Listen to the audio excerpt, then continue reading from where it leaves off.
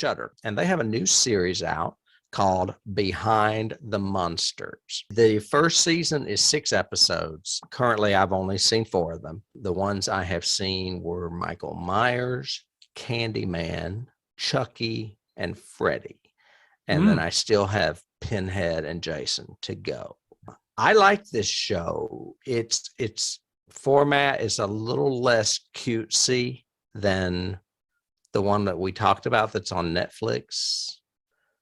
The movies that made us, or movies whatever. that made us. Mm-hmm. Yeah, it was fun to revisit them. What they basically do is talk about the original film and the origin of the quote monster, and then they end up going through the entire franchise and everything they've touched.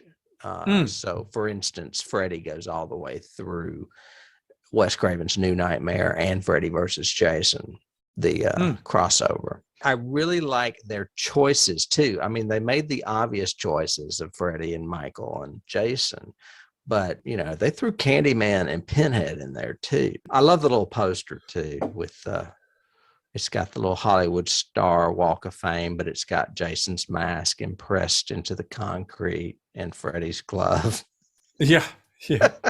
I mean, I got jealous when you first said it and said this is on Shudder.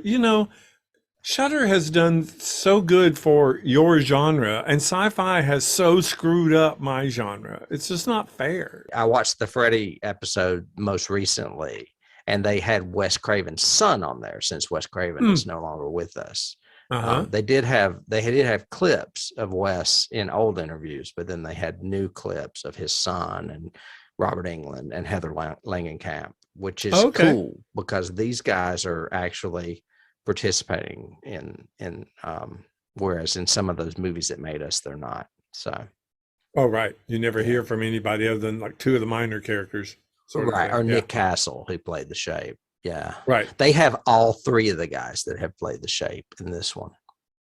Interesting. Yeah, and I like that it's creature focused, not necessarily story focused sort of thing. That's kind of a cool idea.